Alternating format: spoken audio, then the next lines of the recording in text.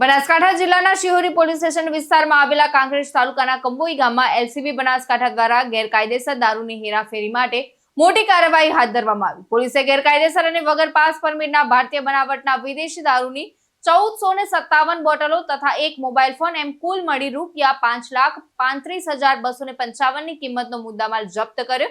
તો આ કાર્યવાહી ચિરાગ કોરડિયા, પોલીસ મહાનિરીક્ષક સરહદી રેન્જ કચ્છ ભુજ અને પ્રશાંત સુંબે, પોલીસ અધિક્ષક બનાસકાંઠા જિલ્લાના માર્ગદર્શન હેઠળ કરવામાં આવી. તેમણે દારૂ અને જુગાર જેવી ગેરકાયદેસર પ્રવૃત્તિઓ નાબૂદ કરવા કડક અમલાવરીના આદેશ આપ્યા હતા. તો આદેશના પાલનમાં એવી દેસાઈ, પોલીસ ઇન્સ્પેક્ટર એલસીબી બનાસકાંઠાના નેતૃત્વ હેઠળ એલસીબી ટીમે શિહોરી પોલીસ સ્ટેશન વિસ્તારમાં પેટ્રોલિંગ દરમિયાન બાતમીના આધારે કંબોઈ ગામમાં રેડ કરી હતી. તો રેડ દરમિયાન જહુબા દિલીપસિંહ સોલંકીના રહેણાંક ઘરમાંથી ગેરકાયદેસર રીતે રાખવામાં આવેલ ભારતીય બનાવટ વિદેશી દારૂની 1457 બોટલો અને કુલ કિંમત રૂપિયા 5,30,255 જપ્ત કરવામાં આવે. તો આ દરમિયાન સોનુસિંહ વિજુબા સોલંકી રહેવાસી કંબોઈ કૃપાણી પાર્ટીને પકડવામાં આવ્યો છે, જ્યારે જહુબા દિલીપસિંહ સોલંકી અને મહેન્દ્રસિંહ રામસિંહ સોલંકી રહેવાસી કંબોઈ કૃપાણી પાર્ટી હાજર ન મળ્યા.